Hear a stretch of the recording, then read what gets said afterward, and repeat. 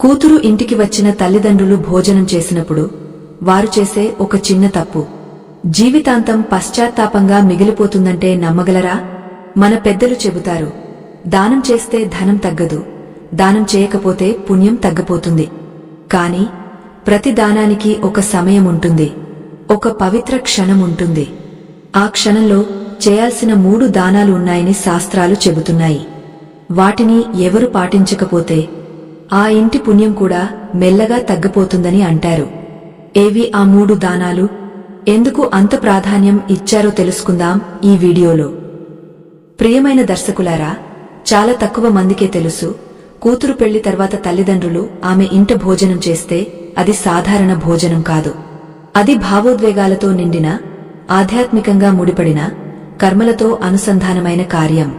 కూతురి ఇల్లు ఇక ఆమెది కాదు, ఆమె భర్తదే అవుతుంది. అక్కడి ప్రతి ధాన్యం, ప్రతి కణం, ప్రతి గింజ ఆ పురుషుడి కర్మలతో, అతని భాగ్యంతో, అతని గృహస్థ జీవిత శక్తితో నిండి ఉంటుంది. అందుకే శాస్త్రాలు చెబుతున్నాయి, తల్లిదండ్రులు కూతురి ఇంట భోజనం చేస్తే ఆ భోజనం తర్వాత 3 ప్రత్యేక దానాలు తప్పకుండా చేయాలి. ఎందుకంటే కూతురి ఇంట తిన్న అన్నం ఒక రకంగా పరగృహ అన్నంగా పరిగణించబడుతుంది. శాస్త్రాలు అంటున్నాయి, పరగృహ అన్నాన్ని శుద్ధి చేయకుండా స్వీకరిస్తే అది పుణ్యం ఇవ్వదు, బదులుగా మనిషి జీవితంలో సూక్ష్మంగా దురదృష్ట ద్వారాలు తెరుచుకుంటాయి. ఈ దోషం తక్షణం కనిపించే రూపంలో రాదు, కాని నెమ్మదిగా జీవితంలో అశాంతి, కలహాలు, మానసిక వేదన, ఆర్థిక అడ్డంకులుగా ప్రకటమవుతుంది. అందుకే మన పురాతన మునులు ఈ పరిస్థితి నివారణకు 3 పవిత్ర దానాల విధానం చెప్పారు. కాని ఈ యుగంలో చాలా మంది ఈ విషయాలను మూఢనమ్మకాలు అంటూ పక్కన పడేస్తారు. వారికి అనిపిస్తుంది, మన కూతురి ఇంట భోజనం చేస్తున్నాము, ఇందులో తప్పు ఏముంది? కాని ధర్మమర్మాన్ని తెలిసినవారు అర్థం చేసుకుంటారు, ఇది తప్పు కాదు, కాని అసంపూర్ణ కర్మ. భోజనం చేయడం పాపం కాదు, కాని తర్వాత చేయాల్సిన 3 దానాలు ఆ భోజనాన్ని పవిత్రం చేస్తాయి, దోషరహితం చేస్తాయి అంటారు. తల్లిదండ్రులు కూతురి ఇంట అన్నం తింటే ఆ క్షణం కూతురి గృహం ఆ తల్లిదండ్రుల భాగ్య గ్రాహకం అవుతుంది. వారు తమ పుణ్యకర్మలతో దానికి ఆశీర్వాదం ఇవ్వకపోతే ఆ అన్నమే ముందు ముందు ఆ ఇంట కలహాలకు, దురదృష్టానికి లేదా జబ్బులకు కారణమవుతుంది. అందుకే పురాతన గ్రంథాల్లో స్పష్టంగా రాసి ఉంది, కూతురి గృహ అన్నం సేవనం చేసిన తర్వాత తల్లిదండ్రులు దానం చేయకపోతే ఆ అన్నం పితృణమవుతుంది. ఇదే కారణంతో మునులు అన్నారు, దానమే ఆ కీలకం, అది కర్మల బంధాలను విడదీస్తుంది. ఈ 3 దానాల ఉద్దేశ్యం కేవలం ధార్మిక మాత్రమే కాదు, జీవితాన్ని సమతుల్యంగా ఉంచే మార్గం కూడా. ఈ విషయాన్ని అర్థం చేసుకున్న తల్లిదండ్రుల ఇంట ఎన్నటికీ దారిద్ర్యం నిలవదు. దాన్ని అలక్ష్యం చేసేవారు అనేక జన్మల వరకు ఆ భోజనం, ఆ అన్నాన్ని ఏదో ఒక రూపంలో చెల్లించాల్సి వస్తుంది. ఈ రోజు కథలో మీరు తెలుసుకోబోతున్నారు, ఆ 3 దానాలు ఏమిటి, ఎందుకు వాటిని ఇవ్వడం అనివార్యంగా భావిస్తారు, ఎవరైనా వాటిని అలక్ష్యం చేస్తే వారి జీవితంలో ఏ మార్పులు వస్తాయి. ఈ కథ కేవలం సంప్రదాయం మాత్రమే కాదు, ఒక హెచ్చరిక కూడా. మన ధర్మ గ్రంథాల్లో దాగి ఉన్న ఒక గాఢ సందేశం. అందుకే ఈ కథను కేవలం వినోదంగా వినకండి, ఆత్మతో అర్థం చేసుకోండి. ఎందుకంటే నేడు మీరు వింటున్న ఈ సత్యమే మీ జీవిత దిశను, మీ కుటుంబ భాగ్యాన్ని, మీ తర్వాతి తరం భవిష్యత్తును మార్చగలదు. కాబట్టి మనసును శాంతపరుచుకోండి, ధ్యానంగా వినండి. కూతురి ఇంట భోజనం చేసిన తర్వాత ప్రతి తల్లిదండ్రులు తప్పకుండా ఇవ్వాల్సిన ఆ 3 దానాలు ఏమిటి? కాని ప్రియ దర్శకులారా, ముందుకు సాగే ముందు మీకు ఒక అత్యంత గంభీరమైన విషయం చెబుతాను. మన పురాతన ధర్మ గ్రంథమైన గరుడ పురాణంలో స్పష్టంగా చెప్పబడింది, ఏ కథైనా లేదా ఏ బోధైనా మధ్యలో వదిలేస్తే అది కేవలం జ్ఞానం నుండి వంచితమవడం మాత్రమే కాదు, అది పాప శ్రేణిలోకి వస్తుంది. ఎందుకంటే అసంపూర్ణ కథ మనసులో సందేహాలు, భ్రమలు, అసంపూర్ణ సత్యాన్ని వదిలేస్తుంది. ఆ అసంపూర్ణ సత్యం చాలాసార్లు వ్యక్తిని తప్పు దారిలో నడిపిస్తుంది. అందుకే మీకు వినమ్ర విజ్ఞప్తి, ఈ రోజు కథను తప్పకుండా చివరి వరకు వినండి. ఎందుకంటే ఇది కేవలం కథ మాత్రమే కాదు, జీవితపు అద్దం. అందులో మీరు మీ కర్మల ప్రతిబింబం చూడగలరు. ఈ కథలో ఒక్క మాట, ఒక్క సంఘటన మీ జీవిత దిశను మార్చగలదు, మిమ్మల్ని పాపం నుండి కాపాడగలదు, అజ్ఞానంలో మీరు చిక్కుకున్న అంధకారం నుండి బయటపడేస్తుంది. మీరు నిజమైన సనాతని అయితే ఇలాంటి సందేశాలను మీ వరకు మాత్రమే పరిమితం చేయకండి, వాటిని ఎక్కువ మందికి చేర్చండి. అందుకే ఈ వీడియోను లైక్ చేయండి, మీ స్నేహితులతో, కుటుంబంతో పంచుకోండి. మా ఛానల్ భైరవ్ టాక్స్ ను సబ్స్క్రైబ్ చేయడం మరచిపోకండి. తద్వారా ధర్మం, సత్యం, జీవితగాజ్య బోధలు మీకు నిరంతరం అందుతాయి. కాబట్టి శ్రద్ధతో, విశ్వాసంతో ఈ కథను ప్రారంభిద్దాం. శతాబ్దాల క్రితం ఒక చిన్న గ్రామం ఉండేది. పేరు గంగాపురం. ఆ గ్రామంలో దయాళుడు అనే సాధారణ రైతు నివసించేవాడు. అతను తన ముసలి తండ్రితో కలిసి ఉండేవాడు. ఇద్దరి వద్ద చిన్న పొలం మాత్రమే ఉండేది. దానిలో కష్టపడి వారి జీవనం సాగేది. ఇంట్లో ఇద్దరే ఉండేవారు. దయాళుడు 10 సంవత్సరాల వయసులోనే తల్లిని కోల్పోయాడు. తల్లి వెళ్లిన తర్వాత తండ్రి మళ్లీ పెళ్లి చేసుకోలేదు. అతను అనేవాడు, దేవుడా, మారి తల్లి చాలా అరుదుగా నిజమైన తల్లి ప్రేమ ఇస్తుంది. మళ్లీ వారు పేదవారు కాబట్టి పెళ్లి ధనవంతుల పని అని భావించేవాడు. అందుకే దయాళుడిని తానే పెంచి పెద్ద చేశాడు. కాలం గడిచింది. దయాళుడు యువకుడయ్యాడు. ముసలి తండ్రికి ఇప్పుడు కొడుకు పెళ్లి ఆలోచన కలవరపెట్టసాగింది. యువకుడు స్వయంగా చుల్లా వెలిగించి భోజనం తయారు చేసుకోవడం తండ్రికి ఇష్టం లేకపోయింది. ఇంట్లో కోడలు వస్తే అంతా సరిగ్గా ఉంటుందని భావించాడు. దేవుడు కృప చూపిస్తాడని ఆశపడ్డాడు. ఈ చింతలో ఒకరోజు అతను సరియా గ్రామానికి చేరాడు. అక్కడ అతని బంధువు నగేశ్వరుడు ఉండేవాడు. నగేశ్వరుడికి లలిత అనే కూతురు ఉండేది. లలిత చాలా మంచి, సాధారణ, తెలివైన అమ్మాయి. దయాళుడి తండ్రి వినయంగా అన్నాడు, బంధువా, నీకు సరే అయితే నీ కూతురిని నా కొడుకు దయాళుడితో పెళ్లి చేయి. కాని నగేశ్వరుడు అన్నాడు, బంధువా, నీ భావన మంచిదే, కాని నీ కొడుకు చాలా సాధారణుడు. అతను తెలివైనవాడు కాదు. నా కూతురు అతనితో సరిగా కలిసిపోలేదు. కోపం చేసుకోకు, ఈ సంబంధం సరైనది కాదు. దయాళుడి తండ్రి ఈ మాటలు విని చాలా బాధపడ్డాడు. కొడుకు గురించి చెడు మాటలు విని గుండెలో గాయమైంది. దయాళుడు నిజంగా చాలా తెలివైన, శాంత స్వభావి. కేవలం తక్కువ మాట్లాడేవాడు మాత్రమే. అయినా తండ్రి ధైర్యం వదలలేదు. అతను నారాయణపురం తన మామ ఇంటికి వెళ్లాడు. అక్కడ కూడా సంబంధం మాట్లాడాడు. కాని అక్కడి అమ్మాయి సంబంధం ఇంతకు ముందే నిశ్చయమైంది. నిరాశతో అతను తిరిగి బయలుదేరాడు. దారిలో అకస్మాత్తుగా భారీ వర్షం మొదలైంది. చుట్టూ ఏ గూడు లేదా చెట్టు కూడా లేదు. పూర్తిగా తడిసిపోతూ ఏదో ఒకలా ఇంటికి చేరాడు. దయాళుడు తండ్రి హాలత్ చూసి గుండెలో బాధ కలిగింది, కొంచెం కోపం కూడా. అతను అన్నాడు, తాత, వర్షం చూసి ఆగపోవాల్సింది. నువ్వు రైతువు, వాతావరణం గురించి తెలుసు కదా. కోడలు తొందరలో నీ ఆరోగ్యాన్ని పాడు చేశావు. దేవుడు ఏది కోరుకుంటాడో అదే జరుగుతుంది. ఇక ఎక్కడికి వెళ్లకు. మా ఇంట భాగ్యంలో ఉన్న అమ్మాయి తానే వస్తుంది. వర్షంలో తడవడం వల్ల దయాళుడి తండ్రికి తీవ్రమైన జ్వరం వచ్చింది. దయాళుడు తక్షణం గ్రామ వైద్యుడి వద్దకు పరుగెత్తాడు. వైద్యుడు ముందు కోపంగా అన్నాడు, మీరు అనారోగ్యంతో వచ్చి మందు తీసుకుంటారు, కాని డబ్బు ఎప్పుడూ తోడు తెచ్చుకోరు. పంట వచ్చిన తర్వాత ఇస్తామని అంటారు. పంట కోసిన తర్వాత ఈ సంవత్సరం పంట దెబ్బతిందని చెబుతారు. దయాళుడు తల వంచుకుని కన్నీళ్లతో అన్నాడు, వైద్యుడుగారు, ఈసారి నా తాతను బాగుచేయండి.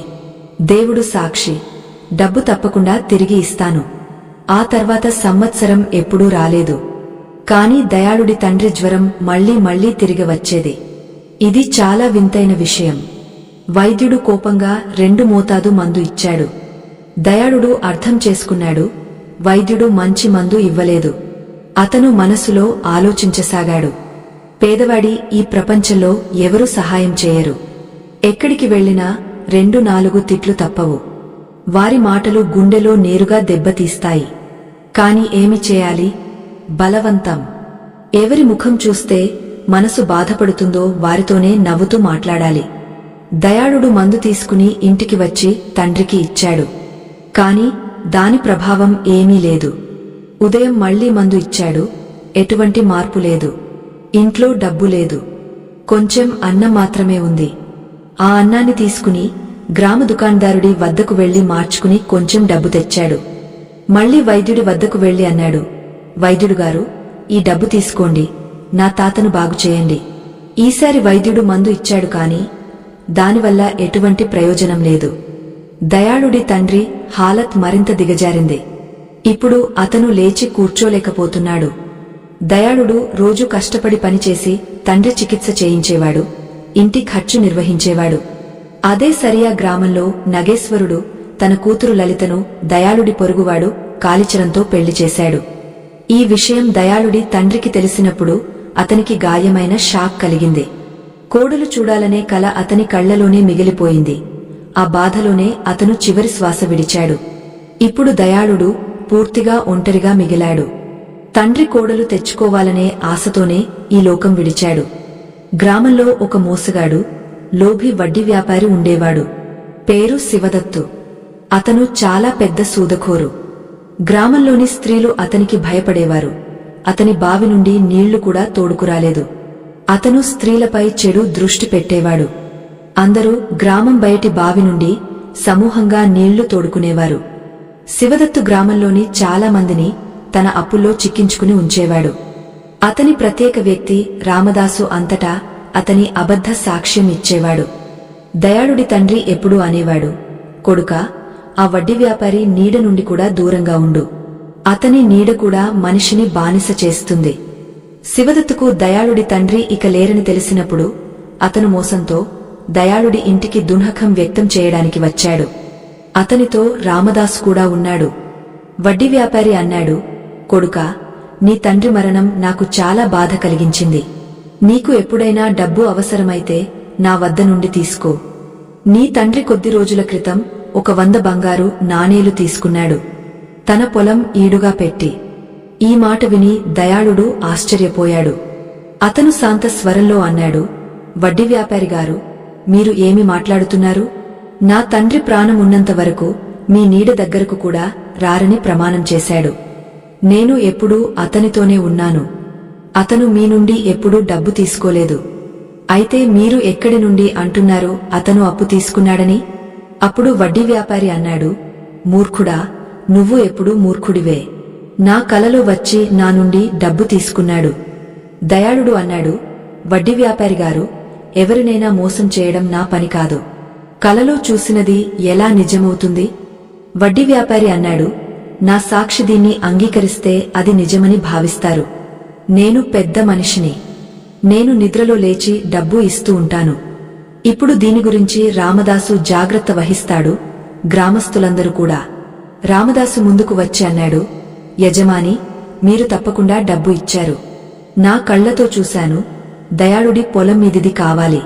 తండ్రి చనిపోగానే అతను అప్పు తిరిగి ఇవ్వడం పేరుతో రంగు మార్చాడు.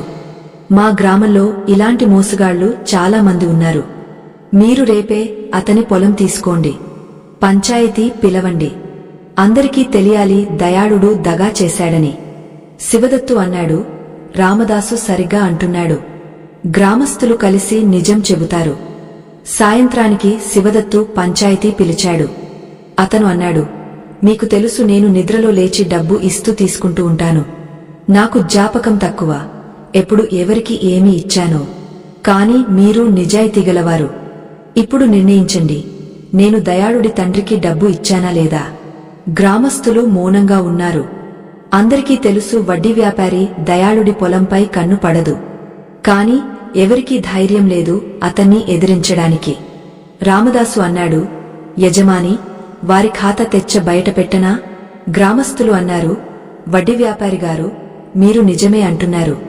మీరు మా ముందు దయాళుడి తండ్రికి డబ్బు ఇచ్చారు. ఇప్పుడు ప్రశ్న ఎవరిది మిగిలింది?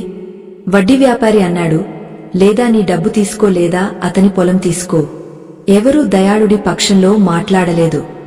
ఎవరూ చెప్పలేకపోయారు దయాళుడి తండ్రి డబ్బు తీసుకోలేదని. మరుసటి రోజే వడ్డీ వ్యాపారి దయాళుడి సిద్ధంగా ఉన్న పంటపై హక్కు సాధించాడు. దయాళుడి తండ్రి మరణం ఇంకా కొద్ది రోజుల క్రితమే జరిగింది. పైగా వడ్డీ వ్యాపారి పొలం కూడా లాగేసుకున్నాడు. వడ్డీ వ్యాపారి హద్దు మీరాడు. అతను గ్రామస్తులతో అన్నాడు, ఇక ఎవరు దయాళుడు లాంటి దగాకోరు సహాయం చేయకండి. ఎవరూ అతనితో మాట్లాడకండి. గ్రామస్తులు భయపడి దయాళుడితో మాట్లాడడం మానేశారు. పని కూడా దొరకలేదు. రామదాసు, శివదత్తు ఆలోచించారు. దయాళుడు విరిగపోతాడు, సహాయం అడగడానికి వస్తాడు. అప్పుడు అతన్ని బానిస చేస్తాం. అతనికి ఆహారం, బట్టలు ఇచ్చి చావుదాకా పని చేయిస్తాం. కాని దయాళుడు వడ్డీ వ్యాపారి వద్దకు రాలేదు. అతను మరో గ్రామంలో పని వెతకడానికి బయలుదేరాడు. అక్కడ పని దొరకకపోతే నిరాశతో ఇంటికి తిరిగి వచ్చాడు. ఇక ఏమి చేయాలో అర్థం కాలేదు. అతను ఒక చెట్టు కింద కూర్చుని ధ్యానంలో ఉండిపోయాడు. అప్పుడు అక్కడి నుండి ఒక భిక్షగాడు దాటాడు. భిక్షగాడు దయాళుడిని చూసి అన్నాడు, బంధువా, నాకు ఏదైనా ఇవ్వు. నేను నిన్న నుండి ఆకలితో ఉన్నాను. దయాళుడు వినయంగా అన్నాడు, బంధువా, నా వద్ద కూడా ఏమీ లేదు. నేను పని వెతుక్కుంటూ బయలుదేరాను కాని ఎక్కడా పని దొరకలేదు. నిజం చెబుతాను, నేను కూడా సాయంత్రం నుండి ఏమీ తినలేదు. ఇక ముందు ఏ ఆశ కూడా కనిపించడం లేదు. భిక్షగాడు నవ్వి అన్నాడు, నేను అయోమయంలో ఉన్నాను కొడుకా. నాకు ఇక ఏమీ చేయలేదు. కాని నువ్వు యువకుడివి. దేవుడు నీకు బలం ఇచ్చాడు, కష్టించే శక్తి ఇచ్చాడు. పని దొరకకపోతే సొంత పని ప్రారంభించు. ఈ భూమిపై గౌరవంతో జీవించే అనేక మార్గాలు ఉన్నాయి. దయాళుడు తల వంచుకుని అన్నాడు, నాకు వేరే పని గురించి తెలియదు తాత. నేను ఎప్పుడూ వ్యవసాయం మాత్రమే చేశాను. వ్యవసాయం తప్ప ఏమీ తెలియదు. భిక్షగాడు అన్నాడు, అయితే వ్యవసాయానికి ఏమైంది? అప్పుడు దయాళుడు పూర్తి విషయం చెప్పాడు. తాత, వడ్డీ వ్యాపారి మోసంతో నా పొలం లాగేసుకున్నాడు. ఇక నా వద్ద ఏమీ మిగల్లేదు. ప్రజలు నాకు పని కూడా ఇవ్వరు. భిక్షగాడు కొంచెం ఆలోచించి అన్నాడు, కొడుకా, నా వద్ద ఒక ఉపాయముంది. చూడు, నేను ముసలివాడు కాబట్టి ప్రజలు జాలితో ఏదో ఇస్తారు. కాని నీకు ఎవరూ భిక్ష ఇవ్వరు. గ్రామస్తులు స్వయంగా కష్టపడతారు. ఎవరు ఉచితంగా ఆహారం ఇవ్వరు. బంధువులు కూడా ఇప్పుడు హాలత్ చూసి అడుగుతారు. అందుకే నువ్వు ఇలా చేయి. ఒక గొడ్డలి కొను, అడవికి వెళ్ళు, చెక్క కొట్టు, దాన్ని సమీప మార్కెట్లో అమ్ము. నువ్వు ధనవంతుడు అవ్వవు కాని ఆకలితో ఉండవు. దయాళుడు అన్నాడు, తాత, ఈ పనికి గొడ్డలి కావాలి. నా వద్ద గొడ్డలి కూడా లేదు. నేను ఎప్పుడూ అడవిలో చెక్క కొట్టడానికి వెళ్లలేదు. వ్యవసాయం చేసేవాడిని. మనం ముసలివాళ్లం, దయాళుడు యువకుడు. అతను మనల్ని ఒక్కసారిగా చంపగలడు. మనం నేరుగా వెళ్లలేం. మనం డబ్బు ఖర్చు చేసి కొందరు బలగాలు లాంటి వ్యక్తులను పిలవాలి. వారి తర్వాతే మనం దయాళుడిని ఎదుర్కోగలం. నువ్వు 3-4 బలగాలు వెతుకు. రామదాసు అన్నాడు, యజమాని, ముందు డబ్బు ఇవ్వు. ఇద్దరికీ తెలుసు షాహ్పురంలో కొందరు ప్రొఫెషనల్ బలగాలు ఉన్నారు. డబ్బు ఇస్తే ఎవరినైనా కొట్టేస్తారు. వారు ఇద్దరు వాళ్ల వద్దకు వెళ్లి ముందు బంగారు నాణేల సంచి పెట్టారు. గూండాలు ఆశ్చర్యపోయారు. ఒక చెక్క కొట్టేవాడిని చంపడానికి ఈ వ్యక్తులు ఎందుకు ఇంత తొందరపడుతున్నారు? వారు డబ్బు తీసుకున్నారు. ఒకరినొకరు చూసుకున్నారు. మొదటివాడు రెండోవాడికి సాయిగ చేశాడు. పని అయిపోయింది. ఇద్దరూ అన్నారు, మనం ఎవరిని చంపాలి? మనం వాగ్దానం నెరవేర్చకపోతే మనకు ఏమవుతుంది? ఎవరూ మనకు శిక్ష విధించరు, డబ్బు తిరిగి తీసుకోలేరు. అదే సమయంలో ఇద్దరూ చాలా సంతోషంగా తమ గ్రామానికి తిరిగి వచ్చారు. వారికి పూర్తి నమ్మకం, ఆ ఇద్దరు బలగాలు దయాళుడిని చంపేస్తారు. కాని 4-5 రోజులు గడిచాయి. దయాళుడు గ్రామంలో ముందులాగానే తిరుగుతున్నాడు. ఇది చూసి వడ్డీ వ్యాపారి మెదడు తడిసిపోయింది. అతను రామదాసుతో అన్నాడు, రామదాసు, బలగాలు మనల్ని మోసం చేశారు అనిపిస్తుంది. డబ్బు తీసుకుని కూడా దయాళుడిని చంపలేదు. అతను గ్రామంలో బహిరంగంగా గాడిద లాగా తిరుగుతున్నాడు. రామదాసు అన్నాడు, యజమాని, నేను ఒంటరిగా వాళ్లతో మాట్లాడలేను. నువ్వు నాతో వస్తావు. ఇద్దరూ మళ్లీ బలగాల వద్దకు వెళ్లారు. బలగాలు నవ్వుతూ అన్నారు, మనల్ని మూర్ఖులుగా భావిస్తున్నారా? ఆ మనిషిని చంపడం సులువు కాదు. ఇంత ప్రమాదకరమైన పనికి ముష్టి డబ్బు ఇచ్చారు. అరే, 10,000 బంగారు నాణేలు కావాలి. రామదాసు అన్నాడు, ఇంత ఎక్కువ? మనం ఇంత ఇవ్వలేం. మీరు ఇద్దరు పని అవుతుందని అన్నారు, ఇప్పుడు మాట మార్చుతున్నారు. అప్పుడు ఒక బలగాడు అన్నాడు, మనల్ని ఆట బొమ్మలుగా భావిస్తున్నారా? మేము 10,000 కూడా తక్కువ అంటున్నాం. మనిషి ప్రాణం ధర ఎవరూ నిర్ణయించలేరు. రామదాసు అన్నాడు, అర్థమైంది. మీరు ఇద్దరు దయాళుడికి భయపడ్డారు. ఈ పని మీ నుండి అవ్వదు. మా డబ్బు తిరిగే ఇవ్వండి. బలగాలు అన్నారు, అది మా ఫీజు. మేము ఫీజు లేకుండా ఎవరితోనూ మాట్లాడము. రామదాసు అన్నాడు, ఇది స్పష్టమైన మోసం. ఒక బలగాడు నవ్వుతూ అన్నాడు, ఎవరి ప్రాణం తీయడానికి సుపారీ ఇవ్వడం చాలా నిజాయితీనా? ఇక్కడ నుండి పారిపోండి, లేకపోతే మీ గడ్డం తయారు చేస్తాం. రామదాసు అన్నాడు, మీరు ఇద్దరు మీ పాదాలపై గొడ్డలి పడుతున్నారు. ఇలా మోసం చేస్తే మీ వ్యాపారం మూసివేయబడుతుంది. బలగాలు అన్నారు, ఇప్పుడు వెళ్తారా లేక పంచాయతీ పిలవాలా? శివదత్తు అన్నాడు, రామదాసు, మాట అర్థం చేసుకో. ఇక్కడ నుండి బయటపడు, వెళ్ళినది మరచిపో. ఇద్దరూ భయపడి అక్కడి నుండి పారిపోయారు. గ్రామానికి తిరిగి వచ్చి కొంతకాలం తమ ఉద్దేశ్యం మార్చుకున్నారు. అదే సమయంలో దయాళుడు ఎటువంటి భయం లేకుండా రోజూ అడవికి వెళ్తూ చెక్క కొట్టి మార్కెట్లో అమ్ముతున్నాడు. ఇలా 1 సంవత్సరం గడిచిపోయింది. కాని ఇప్పుడు దయాళుడి ఆదాయం తగ్గసాగింది. ఎందుకంటే చాలామంది చెక్క పని చేయడం మొదలుపెట్టారు. పైగా వర్షాకాలం. పొడి చెక్క దొరకడం కష్టమైంది. అడవి చెక్క అంతా తడిసిపోయింది. దీనివల్ల అతనికి చాలా ఇబ్బంది కలిగింది. ఒకరోజు దయాళుడు ఆలోచించాడు, ఈ రోజు నేను అడవి మధ్యలోకి వెళ్తాను, చందనం చెక్క కొట్టి తెస్తాను. దేవుడు మనిషికి బుద్ధి ఇచ్చాడు, దాన్ని వేరే మార్గంలో నడపాలి. ఇతరుల నకలు మాత్రమే చేసేవాడు ఎప్పుడూ వెనకే ఉంటాడు. అతను అడవి లోతులోకి వెళ్లాడు. అప్పుడు అతను చూశాడు, ఒక పులి ఒక ఆవుపై దాడి చేస్తుంది. ఇది చూసి దయాళుడి శరీరంలో భయం కలిగినా సాహసం వదలలేదు. అతను చేతిలో గొడ్డలి తీసుకుని పులిపై దూకాడు. పులి అకస్మాత్తు దాడికి సిద్ధం కాలేదు. భయపడి పారిపోయింది. ఆవు ప్రాణం బతికింది. దయాళుడు ఆవు దగ్గరకు వెళ్లి చూసి ఆశ్చర్యపోయాడు. అతను ఆలోచించాడు, ఈ ఆవు ఇంతలోతు అడవిలో ఎలా వచ్చింది? ఇది ఏదో దివ్యలీల అనిపిస్తుంది. అతను ఆలోచించాడు, ఆవును ఇక్కడి నుండి బయటకు తీసుకువెళ్లి అడవి బయట సురక్షిత స్థలంలో ఉంచుతాను. అప్పుడు ఆవు మాట్లాడింది, ఓ యువకా, నువ్వు నాపై పెద్ద ఉపకారం చేశావు. నేను నీకు ఎలా కృతజ్ఞతలు చెప్పను? దయాళుడు ఆశ్చర్యంతో అన్నాడు, నువ్వు మనిషిలాగా మాట్లాడుతున్నావు. నేను ఆశ్చర్యపోతున్నాను. నువ్వు సాధారణ ఆవు కాదు అనిపిస్తుంది. అయితే పులి నీపై ఎలా దాడి చేసింది? ఆవు నెమ్మదిగా అన్నది, నేను అసాధారణం కాదు, కాని నా రక్షకుడు చాలా అసాధారణుడు. అతను గత 3 నెలల నుండి నన్ను వెతకడానికి రాలేదు. నేను అతన్ని వెతుక్కుంటూ ఇక్కడ దారి తప్పాను. నాకు యజమాని దొరకకపోతే నువ్వు నన్ను నీ వద్ద ఉంచుకుంటావా? దయాళుడు అన్నాడు, ఇది నా సౌభాగ్యం. కాని ఒక విషయం, నేను చెక్క కొట్టి రోజూ సంపాదిస్తాను. నీ పూర్తి సంరక్షణ ఎలా చేయగలను? ఆవు అన్నది, నేను నీకు కష్టం కాదు. నేను స్వయంగా గడ్డి తింటాను. నేను సంవత్సరం పొడవునా పాలు ఇస్తాను. నువ్వు నా పాలు తాగులేదా అమ్ము. నా పేడ నుండి రోజూ 1 బంగారు నాణెం వస్తుంది. ఇది నీకు తక్కువనా? దయాళుడు అన్నాడు, ఆవు మాత, అది మాకు చాలు.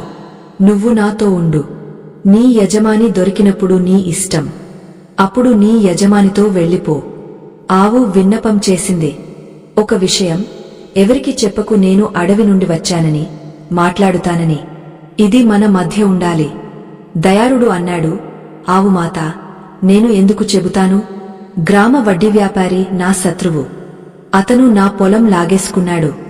అతని చాపల్యం రామదాసు నా వెనక పడి ఉంటాడు. నువ్వు చింతించకు. ఈ రోజు నుండి నువ్వు నా కూతురు. నీ రక్షణ నా బాధ్యత. ఆవు దయాళుడితో ఇంటికి వచ్చింది. దయాళుడు ఇంట్లో ఆమెకు అందమైన ఏర్పాటు చేశాడు.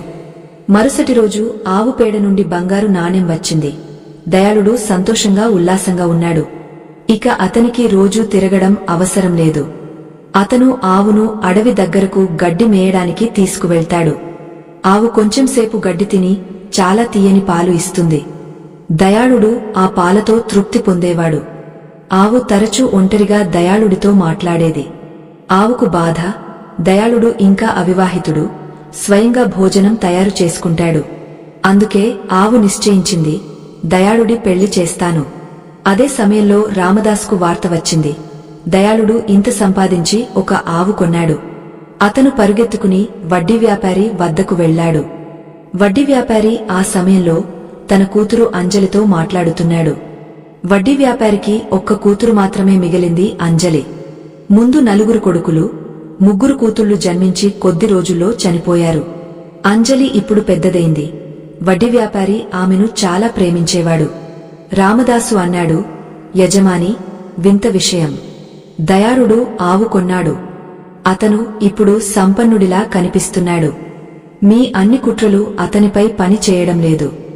వడ్డీ వ్యాపారి రామదాసును అణచివేస్తూ అన్నాడు, నోరు మూసుకో. అంజలికి ఏమీ తెలియకూడదు. కాని రామదాసు ఒక్క శ్వాసలో చాలా చెప్పేశాడు. అంజలి రామదాసు ఆందోళన చూసి అడిగింది, తండ్రి, ఎవరో ఆవు కొన్నారని ఇందులో పెద్ద విషయమేముంది? నాకు ఇది సంతోష వార్తలా అనిపిస్తుంది. అప్పుడు రామదాసు అంకుల్కు ఎందుకు వింతగా అనిపిస్తుంది? వడ్డీ వ్యాపారి అన్నాడు, కూతురు, ఏమీ లేదు. రామదాసు అలవాటు అలాంటిది. అనవసర మాటలు. ఎవరైనా ఆవు కొన్నా సంతోషవార్తే. ఇప్పుడు నువ్వు ఇంట్లోకి వెళ్ళు. నేను రామదాస్తో కొంచెం ముఖ్యమైన మాట్లాడాలి. అంజలి అన్నది, సరే తండ్రి, మీరు ఇద్దరు మాట్లాడండి, నేను వెళ్తున్నాను. కాని ఆమె ఇంట్లోకి వెళ్లలేదు. దాక్కుని వాళ్లను వింటున్నదే. ఆమె మనసులో సందేహం మొదలైంది. తండ్రి ఏదో దాచుతున్నాడు, రామదాసు ఏదో గందరగోళం చేస్తున్నాడు, లేదా తండ్రిని రెచ్చగొడుతున్నాడు. అంజలి దాక్కుని వినడం మొదలెట్టింది. అప్పుడు శివదత్తు రామదాసును మందలిస్తూ అన్నాడు, నువ్వు ఎక్కడ పడితే అక్కడ నోరు తెరుస్తావు. నీకు గుర్తులేదా? నా భార్య, కూతురు మా వ్యాపార విషయాలు తెలియకూడదు. ఇక ఎక్కడా నోరు తెరవకు. అవును, ఇక్కడ ఎవరూ లేరు. చెప్పు, ఏమైంది? దయాళుడు ఏమి చేశాడు? రామదాసు అన్నాడు, యజమాని, దయాళుడు ఒక ఆవు కొన్నాడు. అతని వద్ద డబ్బు ఎక్కడి నుండి వచ్చింది? మనం అతని పొలం తీసేశాం. గ్రామస్తులకు చెప్పాం, ఎవరూ అతనితో మాట్లాడకూడదు. ఇప్పుడు ఎవరూ అతనికి ఏమీ ఇవ్వరు. అయినా అతను చెక్క అమ్మి డబ్బు ఎలా సంపాదిస్తున్నాడు? ఏదో గందరగోళం ఉన్నట్టుంది. శివదత్తు అన్నాడు, మనం ఏదో ఉపాయం చేసి అతని ఆవు, ఇల్లు రెండూ లాగేసుకుందాం. లేకపోతే అతను మనకు సమస్య అవుతాడు. వెళ్దాం. ఈ రాత్రి అతని ఆవును దొంగతనం చేసి కసాయికి అమ్మేద్దాం. దయాళుడు గ్రామస్తులకు కొత్త మార్గం చూపిస్తున్నాడు. ప్రజలు కూడా ఆవు పెంపకం చేసి పాలు అమ్మడం మొదలెట్టుతారు. అప్పుడు మనకు ఏమి మిగులుతుంది? ఇద్దరూ పథకం తయారు చేశారు. కాని వారి ఈ కుట్రను అంజలి అంతా విన్నది. ఆమె మొదటిసారిగా తండ్రి పట్ల అసహ్యం అనుభవించింది. ఆమె గుండెలో వింతకసి నిండిపోయింది. ఆమె లోపలికి వెళ్ళింది కాని ఆమె హృదయంలో దయాళుడిని చూడాలనే ఉత్సుకత మొదలైంది. ఆఖరి ఎవరు ఈ దయాళుడు? తండ్రి, రామదాసు ఇంత చేస్తున్నారు ఎందుకు? రాత్రి రామదాసు, శివదత్తు దాక్కుని ఇంటి నుండి బయలుదేరారు. వారికి అనిపించింది భార్య, కూతురు నిద్రపోయారు. కాని అంజలి మేల్కొని ఉంది. ఆమె తల్లిని లేపి అన్నది, అమ్మా, తండ్రి రామదాసుతో కలిసి ఎవరి ఆవు దొంగతనం చేయడానికి వెళ్లాడు. తల్లి ఆశ్చర్యంతో అన్నది, కూతురు, ఇలా అనకు, తండ్రి గురించి అలా మాట్లాడకు. అంజలి అన్నది, అమ్మా, నేను తప్పు చెప్పడం లేదు. నేను ఇద్దరినీ పథకం తయారు చేస్తూ విన్నాను. వారు ఇప్పుడే ఇంటి నుండి వెళ్లారు. తల్లి చూసింది, తండ్రి ఇంట్లో లేడు.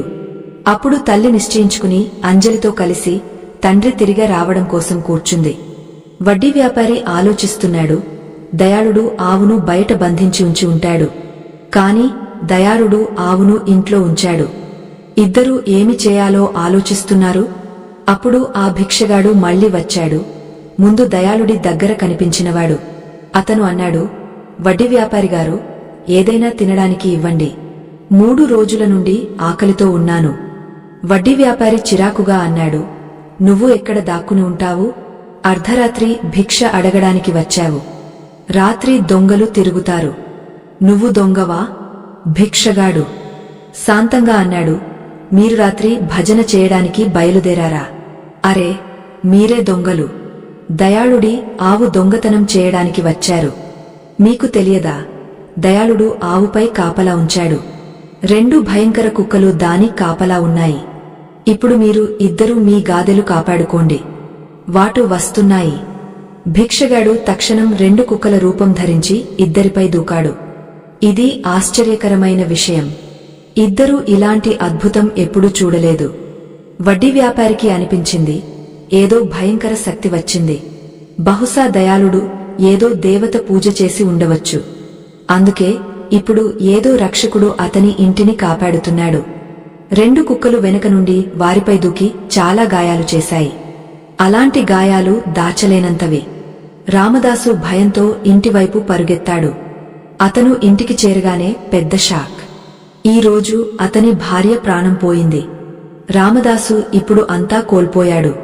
ఒకవైపు కుక్కలు కరవడం, మరోవైపు భార్య వెళ్లిపోవడం. అతనికి మొదటిసారిగా గాజమైన భావన కలిగింది. తన చెడు కర్మల ఫలం ఇదే.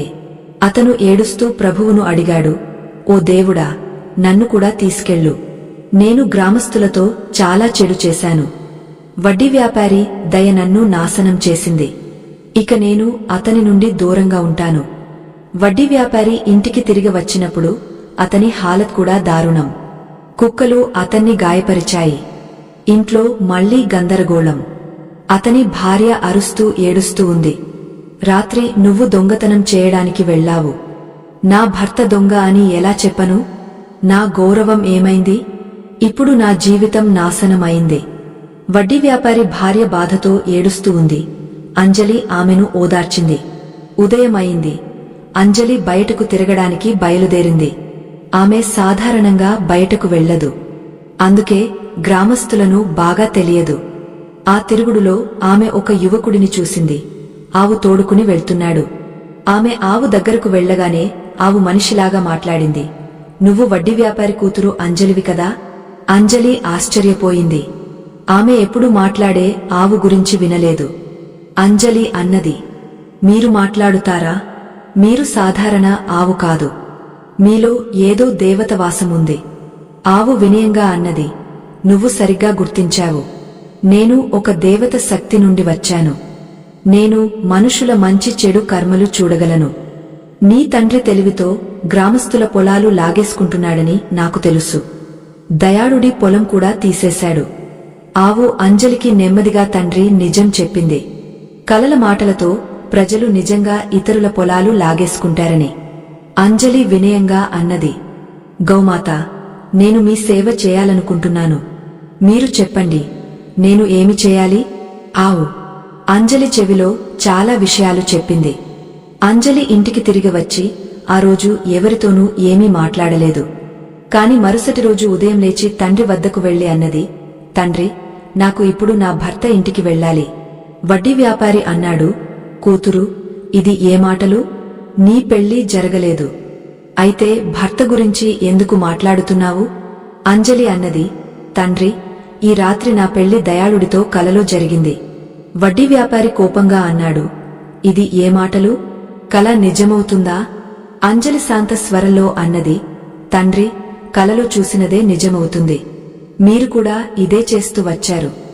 గ్రామం మొత్తం పొలాలు కల చూసి తీసుకున్నారు కదా. మీ కల నిజమైతే నా కల ఎందుకు కాదు? నేను కూడా ఇప్పుడు ఆ కలను నిజంగా భావిస్తున్నాను. వడ్డీ వ్యాపారి తడబడ్డాడు. అన్నాడు, లేదు కూతురు, నేను ఎప్పుడూ కల చూడలేదు. అది సాకు మాత్రమే, అందరి పొలాలు తీసుకోవడానికి.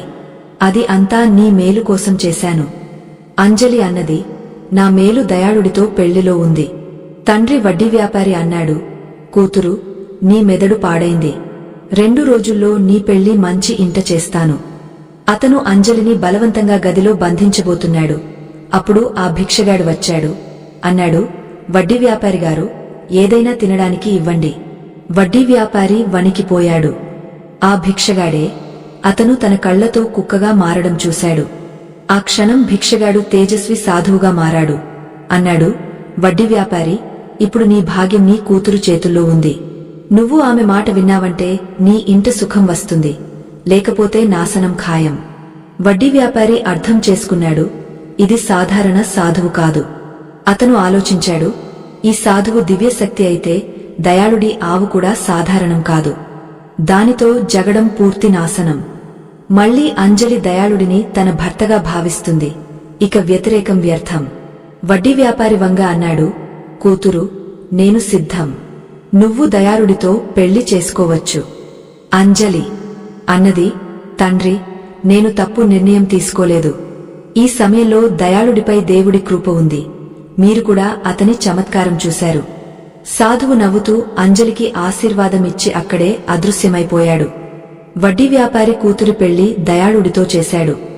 అంజలి పెళ్లి తర్వాత గ్రామం మొత్తం పొలాలు అందరికీ తిరిగి ఇచ్చింది. ఇప్పుడు దయాళుడు తన భార్య అంజలితో సుఖశాంతులతో జీవిస్తున్నాడు. అదే లలిత. ఆమె తండ్రి నగేశ్వరుడు దయాళుడిని మూర్ఖుడు అంటూ తిరస్కరించాడు. ఇప్పుడు దయాళుడి పొరుగున పెళ్లైంది. కాలంతో ఆమె భర్త కాళీచరణ్ దరిద్రుడయ్యాడు.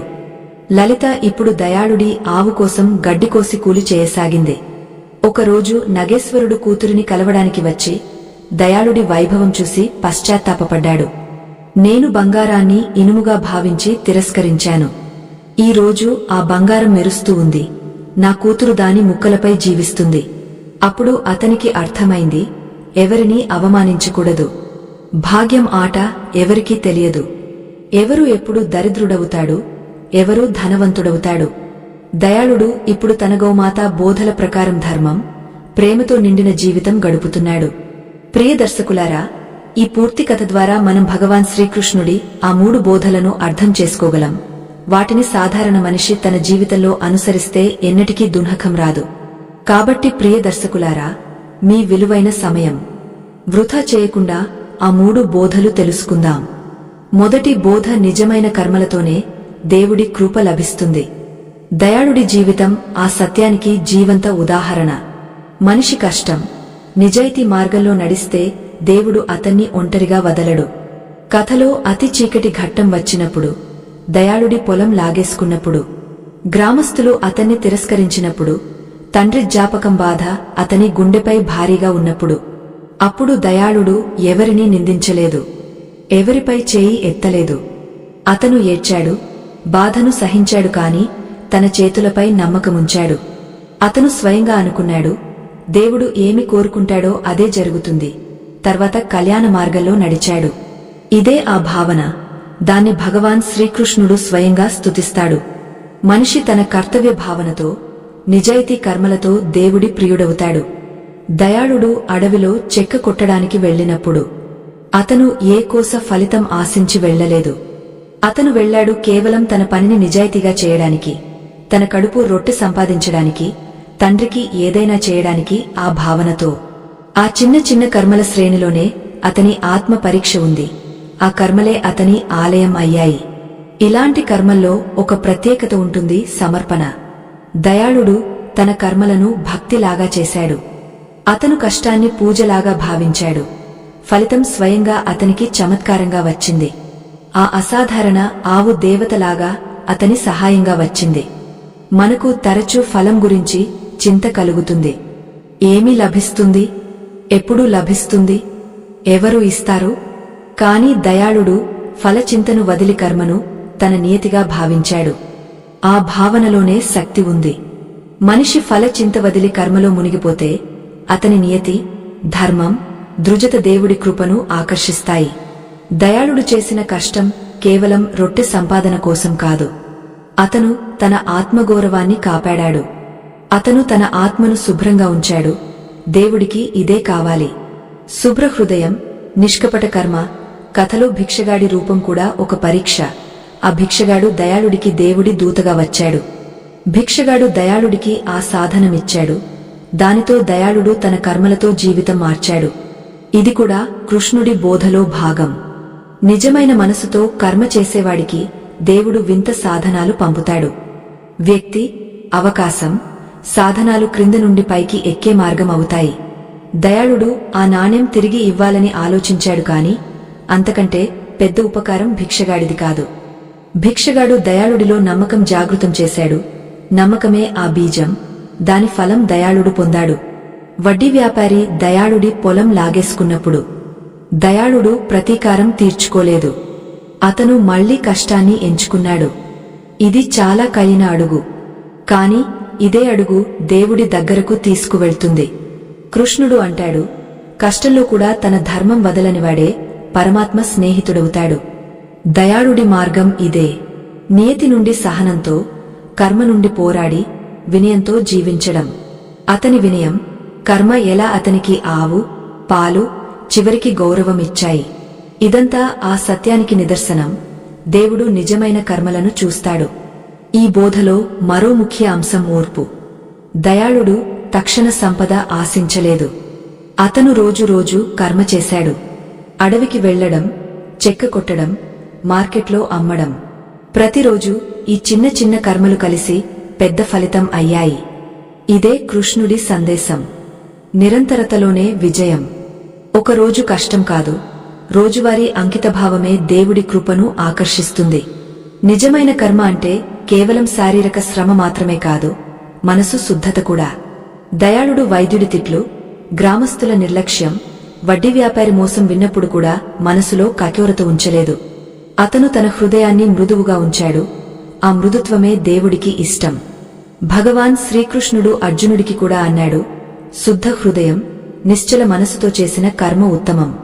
దయాళుడు తన కర్మలో ఆ శుద్ధత ఉంచాడు. అందుకే అతనికి దివ్య సహాయం లభించింది. కథ మనకు ఇంకా నేర్పుతుంది, నిజమైన కర్మ ఫలం సమయానికి ఏదో రూపంలో వస్తుంది. కొన్నిసార్లు ఆ రూపం మన అవగాహనకు అందనిదే. దయాళుడికి వచ్చిన ఫలం ఆవు రూపంలో వచ్చింది. అది మాటలు, పరిస్థితుల మార్పుకు కారణమైంది. అందుకే తక్షణ ఫలం కనిపించినప్పుడు నిరాశ చెందకండి. కర్మఫలం దేవుడి ఇష్టం ప్రకారం వస్తుంది. అది మనకు ఉత్తమ రూపంలో ఉంటుంది. ఈ బోధ ఆచరణాత్మక సందేశం కూడా. తమ చేతుల పని నేర్చుకోండి, తమ శక్తితో నడవండి. దయాళుడు స్వయంగా మార్చుకునే ధైర్యం చూపాడు. అతను కొత్త మార్గం అవలంబించాడు. దేవుడు చేతులు జోడించే భక్తుడిని మాత్రమే కాదు, కష్టపడే స్వయం నిర్భరుడిని ఆశీర్వదిస్తాడు. అందుకే దయాళుడి సాధారణ ఆలోచన, కఠిన శ్రమ అతనికి ఆ సాధనాలు ఇచ్చాయి. వాటితో అతను తనకు, ఇతరులకు జీవితం సులభం చేశాడు. చివరిగా ఈ బోధ మనకు చెబుతుంది, దేవుడి కృప అప్పుడే లభిస్తుంది కర్మలో నిజాయితీ, సమర్పణ, ఓర్పు ఉంటే. దయాళుడు కేవలం ఉత్తర పొందలేదు, అతని చరిత్ర కూడా ఉత్కృష్టమైంది. అతను పొందినది దయ, ప్రేమ, ధర్మంతో పంచాడు. ఇదే ఆ స్థితి. అక్కడ కృష్ణుడు ఆశీర్వాదం స్థిరంగా ఉంటుంది. కర్మ స్వార్థం కోసం మాత్రమే కాకుండా ఇతరుల మేలు కోసం కూడా ఉంటే. అందుకే ఈ కథ మొదటి బోధను జీవితంలో ఇలా అనుసరించండి. ప్రతిరోజు మీ చిన్న చిన్న కర్మలను పూజగా భావించి చేయండి. ఫల చింత వదిలేయండి. ఓర్పు పాటించండి. హృదయాన్ని మృదువుగా ఉంచి నమ్మకముంచండి. నిజమైన కర్మ చేసేవాడి రక్షణ దేవుడే చేస్తాడు. దయాళుడిలాగా మీరు కర్మదీపాన్ని పట్టుకుని నడిస్తే ప్రభువు ఏదో రూపంలో మీ సహాయానికి వస్తాడు. ఎందుకంటే నిజమైన కర్మ ఫలం లోకంలో మాత్రమే కాదు, ఆత్మను శుద్ధి చేసి దేవుడి దగ్గరకు తీసుకువెళ్తుంది. రెండో బోధ, ఇతరుల హక్కు లాగేవాడి ఇల్లు మండుతుంది. ఈ పూర్తి కథలో వడ్డీ వ్యాపారి శివదత్తు, అతని అనుచరుడు రామదాసు ఆ అధర్మి మనిషి చిహ్నం, మోసం, అబద్ధంతో సంపాదించిన ధనం సుఖం ఇస్తుందని భావిస్తాడు. కాని భగవాన్ శ్రీకృష్ణుడు గీతలో స్పష్టంగా అన్నాడు, అధర్మైన అర్జితం ధనం కాలక్రమేణ నశ్యతి. అంటే అధర్మంతో సంపాదించిన ధనం ఎప్పటికీ నిలవదు, కాలంతో అది నాశనంలో మారుతుంది. వడ్డీ వ్యాపారి అబద్ధ కలల సాకుతో దయాళుడి పొలం లాగేసుకున్నప్పుడు అతను అర్థం చేసుకోలేదు, దేవుడు అంతా చూస్తున్నాడు. అతను స్వార్థం కోసం గ్రామాన్ని మోసం చేశాడు. పంచాయతీలో అబద్ధాలు చెప్పించాడు. ఒక పేదవాడి జీవన ఆధారం లాగేసుకున్నాడు. ఇదే ఆ పాపం. దాన్ని భగవాన్ శ్రీకృష్ణుడు కర్మయుద్ధం అంటాడు. ప్రతి మనిషి తన కర్మల రుణగ్రస్తుడు. ఇతరుల హక్కు లాగేవాడు ఆ రుణం తన ఇంటికి తిరిగి వచ్చి బహుళంగా పెరిగి వస్తుంది. వడ్డీ వ్యాపారి రామదాసు జీవితంలో ఇదే జరిగింది. వారు దయాళుడిని పడగొట్టే కుట్రలు పన్నారు. కాని ఆ పాపం వారి ఇంటికి తిరిగి వచ్చింది. రామదాసు కొడుకు చనిపోయాడు. అతని భార్య గుండెలు పగిలిపోయాయి. వడ్డీ వ్యాపారి ఇంట గౌరవం బూడిదాయింది. ఇదంతా చమత్కారం కాదు, ఇది కర్మ దర్పణం. ఏ కర్మ చేశావో ఆ ఫలం వచ్చింది. భగవాన్ శ్రీకృష్ణుడు అన్నాడు, యదా యదా హి ధర్మస్య గ్లానిర్భవతి తదా ఆత్మానం సృజామ్యహం. భూమిపై అధర్మం పెరిగినప్పుడల్లా నేను ఏదో రూపంలో ధర్మరక్షణకు ప్రత్యక్షమవుతాను. ఇక్కడ భగవాన్ దివ్య రూపంలో కాకుండా భిక్షగాడు బాబా రూపంలో వచ్చాడు. అధర్ములకు హెచ్చరిక చేశాడు. రామదాసు, నువ్వు ఇతరుల ఇంట అగ్ని పెట్టడానికి వెళ్తున్నావు, కాని నీ ఇల్లు స్వయంగా మండుతుంది. ఇది సాధారణ వాక్యం కాదు, ఇది స్వయంగా భగవాన్ న్యాయం. ఇతరులకు నష్టం చేసేవాడి నష్టం ముందే నిర్ణయం అవుతుంది. కృష్ణుడి బోధ కూడా ఇదే. అధర్మ మార్గంలో నడిచేవాడు విజయవంతుడిలా కనిపిస్తాడు, అతని నాశనం దగ్గరలో ఉందని అర్థం చేసుకో. వడ్డీ వ్యాపారి ధనం, వైభవం, అహంకారం అంతా అలాగే కనిపించింది. కాని లోపల అంతా కుళ్ళిపోతుంది. అతను అబద్ధం చెప్పిన క్షణం, నీ తండ్రి నా నుండి 100 బంగారు నాణేలు తీసుకున్నాడు అని. ఆ క్షణమే అతని సుఖం ముగింపు మొదలైంది. ఎందుకంటే దేవుడి న్యాయంలో ఎవరి కన్నీళ్లు వృథా కావు. భగవాన్ శ్రీకృష్ణుడు అర్జునుడితో అన్నాడు, ఇతరుల వస్తువును అన్యాయంగా తీసుకునేవాడు స్వయంగా తన ఇంట దీపం ఆర్పేస్తాడు. ఇదే జరిగింది. వడ్డీ వ్యాపారి ఇతరుల ఇండ్ల నుండి వెలుగు లాగేసుకున్నాడు. చివరికి తన ఇల్లు అంధకారంతో నిండిపోయింది. ఈ బోధ ఈరోజు ప్రతి వ్యక్తికి హెచ్చరిక. చిన్న వ్యాపారి అయినా పెద్ద అధికారి అయినా వృథా చేయకుండా ఆ 3 బోధలు తెలుసుకుందాం. మొదటి బోధ, నిజమైన కర్మలతోనే దేవుడి కృప లభిస్తుంది. దయాళుడి జీవితం ఆ సత్యానికి జీవంత ఉదాహరణ. మనిషి కష్టం, నిజాయితీ మార్గంలో నడిస్తే దేవుడు అతన్ని ఒంటరిగా వదలడు. కథలో అతి చీకటి ఘట్టం వచ్చినప్పుడు, దయాళుడి పొలం లాగేసుకున్నప్పుడు, గ్రామస్తులు అతన్ని తిరస్కరించినప్పుడు, తండ్రి జ్ఞాపకం బాధ అతని గుండెపై భారీగా ఉన్నప్పుడు, అప్పుడు దయాళుడు ఎవరినీ నిందించలేదు, ఎవరిపై చేయి ఎత్తలేదు. అతను ఏడ్చాడు, బాధను సహించాడు, కాని తన చేతులపై నమ్మకముంచాడు. అతను స్వయంగా అనుకున్నాడు, దేవుడు ఏమి కోరుకుంటాడో అదే జరుగుతుంది. తర్వాత కళ్యాణ మార్గంలో నడిచాడు. ఇదే ఆ భావన. దాన్ని భగవాన్ శ్రీకృష్ణుడు స్వయంగా స్తుతిస్తాడు. మనిషి తన కర్తవ్య భావనతో, నిజాయితీ కర్మలతో దేవుడి ప్రియుడవుతాడు. దయాళుడు అడవిలో చెక్క కొట్టడానికి వెళ్ళినప్పుడు అతను ఏ కోస ఫలితం ఆశించి వెళ్లలేదు. అతను వెళ్లాడు కేవలం తన పనిని నిజాయితీగా చేయడానికి, తన కడుపు రొట్టె సంపాదించడానికి, తండ్రికి ఏదైనా చేయడానికి. ఆ భావనతో ఆ చిన్న చిన్న కర్మల శ్రేణిలోనే అతని ఆత్మ పరీక్ష ఉంది. ఆ కర్మలే అతని ఆలయం అయ్యాయి. ఇలాంటి కర్మల్లో ఒక ప్రత్యేకత ఉంటుంది, సమర్పణ. దయాళుడు తన కర్మలను భక్తిలాగా చేశాడు. అతను కష్టాన్ని పూజలాగా భావించాడు. ఫలితం స్వయంగా అతనికి చమత్కారంగా వచ్చింది. ఆ అసాధారణ ఆవు దేవతలాగా అతని సహాయంగా వచ్చింది. మనకు తరచూ ఫలం గురించి చింత కలుగుతుంది. ఏమి లభిస్తుంది? ఎప్పుడు లభిస్తుంది? ఎవరు ఇస్తారు? కాని దయాళుడు ఫలచింతను వదిలి కర్మను తన నియతిగా భావించాడు. ఆ భావనలోనే శక్తి ఉంది. మనిషి ఫలచింత వదిలి కర్మలో మునిగిపోతే అతని నియతి, ధర్మం, దృజత దేవుడి కృపను ఆకర్షిస్తాయి. దయాళుడు చేసిన కష్టం కేవలం రొట్టె సంపాదన కోసం కాదు. అతను తన ఆత్మగౌరవాన్ని కాపాడాడు. అతను తన ఆత్మను శుభ్రంగా ఉంచాడు. దేవుడికి ఇదే కావాలి, శుభ్ర హృదయం, నిష్కపట కర్మ. కథలో భిక్షగాడి రూపం కూడా ఒక పరీక్ష.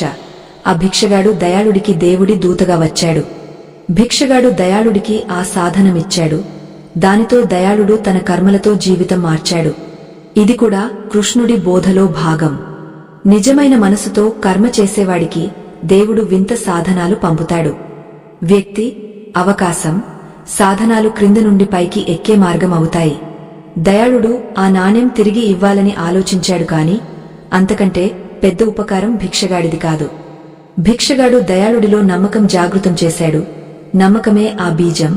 దాని ఫలం దయాళుడు పొందాడు. వడ్డీ వ్యాపారి దయాళుడి పొలం లాగేసుకున్నప్పుడు దయాళుడు ప్రతీకారం తీర్చుకోలేదు. అతను మళ్లీ కష్టాన్ని ఎంచుకున్నాడు.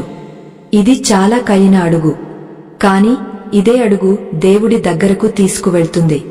కృష్ణుడు అంటాడు, కష్టంలో కూడా తన ధర్మం వదలనివాడే పరమాత్మ స్నేహితుడవుతాడు. దయాళుడి మార్గం ఇదే. నియతి నుండి సహనంతో, కర్మ నుండి పోరాడి వినయంతో జీవించడం. అతని వినయం, కర్మ ఎలా అతనికి ఆవు, పాలు, చివరికి గౌరవం ఇచ్చాయి. ఇదంతా ఆ సత్యానికి నిదర్శనం. దేవుడు నిజమైన కర్మలను చూస్తాడు. ఈ బోధలో మరో ముఖ్య అంశం ఓర్పు. దయాళుడు తక్షణ సంపద ఆశించలేదు. అతను రోజు రోజు కర్మ చేశాడు. అడవికి వెళ్లడం, చెక్క కొట్టడం, మార్కెట్లో అమ్మడం. ప్రతిరోజు ఈ చిన్న చిన్న కర్మలు కలిసి పెద్ద ఫలితం అయ్యాయి. ఇదే కృష్ణుడి సందేశం. నిరంతరతలోనే విజయం. ఒకరోజు కష్టం కాదు, రోజువారీ అంకితభావమే దేవుడి కృపను ఆకర్షిస్తుంది. నిజమైన కర్మ అంటే కేవలం శారీరక శ్రమ మాత్రమే కాదు, మనసు శుద్ధత కూడా. దయాళుడు వైద్యుడి తిట్లు, గ్రామస్తుల నిర్లక్ష్యం, వడ్డీ వ్యాపారి మోసం విన్నప్పుడు కూడా మనసులో కఠోరత ఉంచలేదు. అతను తన హృదయాన్ని మృదువుగా ఉంచాడు. ఆ మృదుత్వమే దేవుడికి ఇష్టం. భగవాన్ శ్రీకృష్ణుడు అర్జునుడికి కూడా అన్నాడు, శుద్ధ హృదయం, నిశ్చల మనసుతో చేసిన కర్మ ఉత్తమం. దయాళుడు తన కర్మలో ఆ శుద్ధత ఉంచాడు. అందుకే అతనికి దివ్య సహాయం లభించింది. కథ మనకు ఇంకా నేర్పుతుంది, నిజమైన కర్మ ఫలం సమయానికి ఏదో రూపంలో వస్తుంది. కొన్నిసార్లు ఆ రూపం మన అవగాహనకు అందనిదే. దయాళుడికి వచ్చిన ఫలం ఆవు రూపంలో వచ్చింది. అది మాటలు, పరిస్థితుల మార్పుకు కారణమైంది. అందుకే తక్షణ ఫలం కనిపించనప్పుడు నిరాశ చెందకండి. కర్మఫలం దేవుడి ఇష్టం ప్రకారం వస్తుంది. అది మనకు ఉత్తమ రూపంలో ఉంటుంది. ఈ బోధ ఆచరణాత్మక సందేశం కూడా. తమ చేతుల పని నేర్చుకోండి. తమ శక్తితో నడవండి.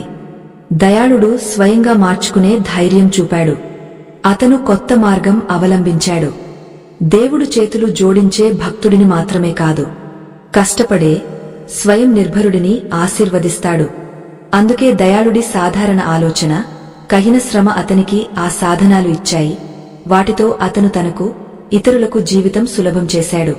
చివరిగా ఈ బోధ మనకు చెబుతుంది, దేవుడి కృప అప్పుడే లభిస్తుంది కర్మలో నిజాయితీ, సమర్పణ, ఓర్పు ఉంటే. దయాళుడు కేవలం ఉత్తర పొందలేదు, అతని చరిత్ర కూడా ఉత్కృష్టమైంది. అతను పొందినది దయ, ప్రేమ, ధర్మంతో పంచాడు. ఇదే ఆ స్థితి. అక్కడ కృష్ణుడు ఆశీర్వాదం స్థిరంగా ఉంటుంది.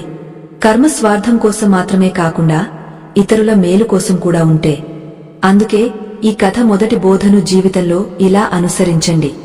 ప్రతిరోజు మీ చిన్న చిన్న కర్మలను పూజగా భావించి చేయండి. ఫల చింత వదిలేయండి. ఓర్పు పాటించండి. హృదయాన్ని మృదువుగా ఉంచి నమ్మకముంచండి. నిజమైన కర్మ చేసేవాడి రక్షణ దేవుడే చేస్తాడు. దయాళుడిలాగా మీరు కర్మదీపాన్ని పట్టుకుని నడిస్తే ప్రభువు ఏదో రూపంలో మీ సహాయానికి వస్తాడు. ఎందుకంటే నిజమైన కర్మ ఫలం లోకంలో మాత్రమే కాదు, ఆత్మను శుద్ధి చేసి దేవుడి దగ్గరకు తీసుకువెళ్తుంది. రెండో బోధ, ఇతరుల హక్కు లాగేవాడి ఇల్లు మండుతుంది. ఈ పూర్తి కథలో వడ్డీ వ్యాపారి శివదత్తు, అతని అనుచరుడు రామదాసు ఆ అధర్మి మనిషి చిహ్నం, మోసం, అబద్ధంతో సంపాదించిన ధనం సుఖం ఇస్తుందని భావిస్తాడు. కాని భగవాన్ శ్రీకృష్ణుడు గీతలో స్పష్టంగా అన్నాడు, అధర్మైన అర్జితం ధనం కాలక్రమేణ నశ్యతి. అంటే అధర్మంతో సంపాదించిన ధనం ఎప్పటికీ నిలవదు. కాలంతో అది నాశనంలో మారుతుంది. వడ్డీ వ్యాపారి అబద్ధ కలల సాకుతో దయాళుడి పొలం లాగేసుకున్నప్పుడు అతను అర్థం చేసుకోలేదు, దేవుడు అంతా చూస్తున్నాడు. అతను స్వార్థం కోసం గ్రామాన్ని మోసం చేశాడు. పంచాయతీలో అబద్ధాలు చెప్పించాడు. ఒక పేదవాడి జీవన ఆధారం లాగేసుకున్నాడు. ఇదే ఆ పాపం. దాన్ని భగవాన్ శ్రీకృష్ణుడు కర్మయుద్ధం అంటాడు. ప్రతి మనిషి తన కర్మల రుణగ్రస్తుడు. ఇతరుల హక్కు లాగేవాడు ఆ రుణం తన ఇంటికి తిరిగి వచ్చి బహుళంగా పెరిగి వస్తుంది. వడ్డీ వ్యాపారి రామదాసు జీవితంలో ఇదే జరిగింది. వారు దయాళుడిని పడగొట్టే కుట్రలు పన్నారు. కాని ఆ పాపం వారి ఇంటికి తిరిగి వచ్చింది. రామదాసు కొడుకు చనిపోయాడు. అతని భార్య గుండెలు పగిలిపోయాయి. వడ్డీ వ్యాపారి ఇంట గౌరవం బూడిద అయింది. ఇదంతా చమత్కారం కాదు, ఇది కర్మ దర్పణం. ఏ కర్మ చేశావో ఆ ఫలం వచ్చింది. భగవాన్ శ్రీకృష్ణుడు అన్నాడు, యదా యదా హి ధర్మస్య గ్లానిర్భవతి తదా ఆత్మానం సృజామ్యహం. భూమిపై అధర్మం పెరిగినప్పుడల్లా నేను ఏదో రూపంలో ధర్మరక్షణకు ప్రత్యక్షమవుతాను. ఇక్కడ భగవాన్ దివ్య రూపంలో కాకుండా భిక్షగాడు బాబా రూపంలో వచ్చాడు. అధర్ములకు హెచ్చరిక చేశాడు. రామదాసు, నువ్వు ఇతరుల ఇంట అగ్ని పెట్టడానికి వెళ్తున్నావు, కాని నీ ఇల్లు స్వయంగా మండుతుంది. ఇది సాధారణ వాక్యం కాదు, ఇది స్వయంగా భగవాన్ న్యాయం. ఇతరులకు నష్టం చేసేవాడి నష్టం ముందే నిర్ణయం అవుతుంది. కృష్ణుడి బోధ కూడా ఇదే. అధర్మ మార్గంలో నడిచేవాడు విజయవంతుడిలా కనిపిస్తాడు, అతని నాశనం దగ్గరలో ఉందని అర్థం చేసుకో. వడ్డీ వ్యాపారి ధనం, వైభవం, అహంకారం అంతా అలాగే కనిపించింది. కాని లోపల అంతా కుళ్ళిపోతుంది. అతను అబద్ధం చెప్పిన క్షణం, నీ తండ్రి నా నుండి 100 బంగారు నాణేలు తీసుకున్నాడు అని. ఆ క్షణమే అతని సుఖం ముగింపు మొదలైంది. ఎందుకంటే దేవుడి న్యాయంలో ఎవరి కన్నీళ్లు వృథా కావు. భగవాన్ శ్రీకృష్ణుడు అర్జునుడితో అన్నాడు, ఇతరుల వస్తువును అన్యాయంగా తీసుకునేవాడు స్వయంగా తన ఇంట దీపం ఆర్పేస్తాడు. ఇదే జరిగింది. వడ్డీ వ్యాపారి ఇతరుల ఇండ్ల నుండి వెలుగు లాగేసుకున్నాడు. చివరికి తన ఇల్లు అంధకారంతో నిండిపోయింది. ఈ బోధ ఈరోజు ప్రతి వ్యక్తికి హెచ్చరిక. చిన్న వ్యాపారి అయినా పెద్ద అధికారి అయినా మోసంతో సంపాదిస్తే జీవితంలో శాంతి ఎప్పటికీ ఉండదు. అధర్మంతో వచ్చిన ధనంతో కొన్న రొట్టె కడుపు నింపవచ్చు కాని ఆత్మను తృప్తిపరచదు. దయాళుడు ఆకలిలో కూడా భిక్షగాడితో అర్ధ రొట్టె పంచాడు. అందుకే అతని భాగ్యం తెరుచుకున్నది. కాని వడ్డీ వ్యాపారి వేల బంగారు నాణేలు దోచుకున్నాడు. అయినా అతని మనసు ఖాళీగా ఉంది. అతని హృదయం భయంతో నిండి ఉంది. ఇంకా గమనించదగ్గ విషయం, రామదాసు భార్య అతన్ని ఆపినప్పుడు ఎవరిని కాల్చకు, ఇది పాపమని. ఆ హెచ్చరిక దేవుడి స్వరమే. కాని మనిషి మనసు ధనలోభంలో మునిగిపోతే ఆ స్వరం వినడు. ఆ క్షణమే నాశన మార్గం తెరుచుకుంటుంది. రామదాసు ఆ క్షణమే తన భవిష్యత్తు కోల్పోయాడు. అతను ఇతరుల ఇంట అగ్ని పెట్టడానికి బయలుదేరిన ఆ అగ్ని అతని ఇంట గోడల్లో చేరింది. ఇదే శ్రీకృష్ణుడి అచంచల నియమం. ప్రతి కర్మకు ఫలితం ఖచ్చితం. భగవాన్ కర్మ లెక్క తక్షణం చేయడు. సమయాన్ని సాక్షిగా చేస్తాడు. సమయం తిరిగి వచ్చినప్పుడు వడ్డీతో వస్తుంది. వడ్డీ వ్యాపారి వడ్డీ అతని కర్మల నుండి వచ్చింది. అతని కూతురు అంజలి అతని మోసాన్ని బయటపెట్టింది. అతను తక్కువ అనుకున్నవాడే దయాళుడు అతని అల్లుడు అయ్యాడు. ఈ దృశ్యం దేవుడి న్యాయం అతి అందమైన గలకు. అధర్మం తల వంచుతుంది, ధర్మం తల ఎత్తుతుంది. కృష్ణుడి సందేశం ఈ బోధలో దాగ ఉంది. మనిషి మోసంతో గెలుస్తానని ఎప్పుడూ అనుకోకు. ఇతరుల బాధపై తన సుఖం భవనం కట్టేవాడి పునాదిలోనే నాశనం రాసి ఉంటుంది. భగవాన్ న్యాయం చేసేటప్పుడు భ్రష్తో కాదు, తుఫానుతో చేస్తాడు. ఆ తుఫాను అన్యాయం పునాది ఉన్న ఇంటినే కూల్చివేస్తుంది. అందుకే ఈ బోధను మనసులో దించుకోండి. ఎవరితోనూ అబద్ధం చెప్పి హక్కులాగకండి. ఎవరి పేదవాడి గుండెను బాధ పెట్టకండి. ఎవరి కన్నీళ్లకు కారణమైన రోజు నుండి మీ సుఖాల లెక్క మొదలవుతుంది. ఇతరులను ఏడిపించేవాడి ఇల్లు ఎప్పుడూ నవ్వులతో నిండదు. దయాళుడి జీవితం ఈ సత్యానికి సాక్షి. దేవుడు ఆలస్యం చేస్తాడు కాని అంధుడు లేడు. వడ్డీ వ్యాపారి మోసాలు, రామదాసు లోభమంతా ఆ కర్మదారాల్లో బంధించబడ్డాయి. చివరికి వాటే వారిని బంధించాయి. చివరికి దయాళుడు అందరినీ క్షమించినప్పుడు అతను కేవలం చెక్క కొట్టేవాడు మాత్రమే కాలేదు. అతను శ్రీకృష్ణుడి ఆ వాణి జీవంత రూపమయ్యాడు. ధర్మో రక్షతి రక్షితః, ధర్మం రక్షించేవాడిని ధర్మమే రక్షిస్తుంది. అందుకే గుర్తుంచుకోండి, ఇతరుల హక్కు లాగేవాడి ఇల్లు ఒకరోజు ఆ కర్మ జ్వాలలో మండుతుంది. కాని ఇతరుల హక్కులు కాపాడేవాడి జీవితం స్వయంగా భగవాన్ శ్రీకృష్ణుడి కృపతో ప్రకాశిస్తుంది. మూడో బోధ కరుణ, క్షమాపణలే మనిషిని దేవుడి ప్రియుడిని చేస్తాయి. భగవాన్ శ్రీకృష్ణుడు గీతలో అన్నాడు, అహింస సత్యం అక్రోధః త్యాగః సాంత్రపైసునం. అంటే అహింస, సత్యం, క్రోధ, త్యాగం, కరుణ ఈ దివ్య గుణాలతో మనిషి దేవుడి అతి దగ్గరకు చేరుతాడు. ఈ కథ అతి పవిత్ర, భావోద్వేగ భాగం ఇదే. దయాళుడు తనపై అత్యాచారం చేసిన వారిని కూడా క్షమించాడు. అతని వద్ద అవకాశం ఉంది. అతను ప్రతీకారం తీర్చుకోవచ్చు. గ్రామస్తుల నుండి తన అవమానం బదులు అడగవచ్చు. వడ్డీ వ్యాపారి రామదాసును శిక్షించవచ్చు. కాని అతను ఏమీ చేయలేదు. అతను ఏమీ అనలేదు. కాని అతని మౌనం చాలా చెప్పింది. హృదయం కరుణతో నిండినవాడి జీవితంలో భగవాన్ స్వయంగా దిగవస్తాడు. భిక్షగాడు బాబా మొదటిసారి దయాళుడితో అన్నాడు, పని దొరకకపోతే సొంత పని మొదలెట్టు. ఆ సమయంలో దయాళుడు అడగలేదు, నాకు ఎవరు సహాయం చేస్తారు? అతను తల వంచి లేచి కర్మ మొదలెట్టాడు. ఆ క్షణమే అతని లోపల కరుణ బీజం విత్తబడింది. ఎందుకంటే స్వయంగా బాధ అనుభవించినవాడే ఇతరుల నొప్పిని నిజంగా అర్థం చేసుకోగలడు. దయాళుడి హృదయం ఇప్పుడు కఠినం కాదు, మృదువైంది. భగవాన్ శ్రీకృష్ణుడు అంటాడు, ఇతరుల సుఖ దుఃఖంలో తన సుఖ దుఃఖం చూసేవాడే నా నిజమైన భక్తుడు. దయాళుడి హృదయం అలాగే అయింది. అతను భిక్షగాడికి ఆహారమిచ్చినప్పుడు తన వద్ద ఏమీ లేకపోయినా అది దానం కాదు, అది ఆత్మీయ కరుణ. ఆ కరుణే అతన్ని దేవుడి కృపకు తీసుకువెళ్ళింది. ఈ బోధ మనకు చెబుతుంది, క్షమాపణ, కరుణ బలహీనత కాదు, మనిషి అతి పెద్ద శక్తి. వడ్డీ వ్యాపారి అబద్ధాలు, మోసాలు, దోపిడీ చేశాడు కాని అతని పతనం జరిగినప్పుడు కూడా దయాళుడు నవ్వులు పాల్పడలేదు, ప్రతీకారం తీర్చుకోలేదు. ఇదే భావన, దాన్ని శ్రీకృష్ణుడు కురుక్షేత్రంలో అర్జునుడికి బోధించాడు. శత్రువుపై క్రోధం చేయకు, ఎందుకంటే క్రోధం ముందు నిన్ను కాల్చుతుంది. క్షమించేవాడు ఎవరినీ వదలడు, కాని తన లోపలి అంధకారానికి వెలుగు ఇస్తాడు. కథలో ఇంకా చూడండి. ఆవు దేవత రూపం దయాళుడి జీవితంలో వచ్చినప్పుడు ముందు అతని లోపలి కరుణను గుర్తించింది.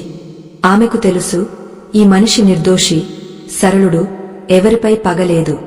అందుకే ఆమె అతనికి వరం ఇచ్చింది, బంగారు నాణేలు, పాల ఆశీస్సు. ఎందుకంటే దేవుడి దూతలు హృదయం పవిత్ర, నిర్మలమైన చోటికే వెళ్తారు. మళ్లీ చూడండి, అంజలి హృదయం కూడా ఆ కరుణతో మారింది. ఆమె తండ్రిని ఇతరుల హక్కు లాగుతుంటే చూసినప్పుడు ఆమెకు అసహ్యం కాలేదు, కరుణ కలిగింది. ఆమె ఆలోచించింది, నా తండ్రి ఇతరుల హక్కు లాగడం పాపమని అర్థం చేసుకుంటే సుఖంగా ఉండేవాడు. ఆమె తన కరుణతో తండ్రి ఉద్ధారణ చేసింది. తన ప్రేమతో గ్రామం మొత్తం పొలాలు తిరిగి ఇచ్చింది. ఇదే క్షమాపణ. దాన్ని శ్రీకృష్ణుడు పరమ ప్రేమ అంటాడు. క్షమించడం నేర్చుకున్నవాడు నాలో నిలిచిపోతాడు. రామదాసు ఉదాహరణ కూడా ఈ బోధలో దాగ ఉంది. అతని పిల్లవాడు చనిపోయినప్పుడు భార్య అన్నది, నా భర్త కర్మల వల్ల నా పిల్లలు చనిపోతున్నారు. అప్పుడు రామదాసు మొదటిసారిగా తనలో పశ్చాత్తాపం అనుభవించాడు. అతను ఏడ్చాడు, పగిలిపోయాడు, దేవుడితో అన్నాడు, నన్ను కూడా తీసుకెళ్ళు ప్రభు. ఇక్కడ అతని పశ్చాత్తాపం అతని పునర్జన్మ. మనిషి తన పాపాలు గుర్తించి పశ్చాత్తాపపడితే ఆ క్షణమే అతని లోపల క్షమాపణ బీజం మొలకెత్తుతుంది. భగవాన్ శ్రీకృష్ణుడు అన్నాడు, పశ్చాత్తాపపడేవాడు నా ప్రియుడు, ఎందుకంటే అతని హృదయం ఇప్పుడు పవిత్రమైంది. ఈ బోధగాథ అర్థం ఇదే, ఇతరులను క్షమించేవాడు వారిని మాత్రమే కాపాడడు, స్వయంగా తనను కూడా కాపాడతాడు. క్రోధం, ప్రతీకారం మనసును విషంగా మారుస్తాయి, కాని కరుణ, క్షమాపణ మనసును శాంతపరుస్తాయి. దయాళుడు ఇదే చేశాడు. అతను ఎవరినీ దోషారోపణ చేయలేదు, ఎవరితోనూ ప్రతీకారం తీర్చుకోలేదు, కాని అందరి మంగళం కోరుకున్నాడు. మనిషి ఇతరుల మంగళం ఆలోచిస్తే దేవుడు అతని కోసం చమత్కారాలు చేస్తాడు. భగవాన్ శ్రీకృష్ణుడి మరో వచనం, తన శత్రువును క్షమించేవాడు తన భాగ్యాన్ని మార్చుకుంటాడు. దయాళుడు తన భాగ్యాన్ని మార్చాడు. దారిద్ర్యం నుండి సంపదకు అతని యాత్ర ఆ కరుణ ఫలితమే. అతను వడ్డీ వ్యాపారితో ప్రతీకారం తీర్చుకున్నాడంటే అతని అంతం రామదాసు, శివదత్తు లాగానే ఉండేది. జ్వలన, శోకం, నాశనం.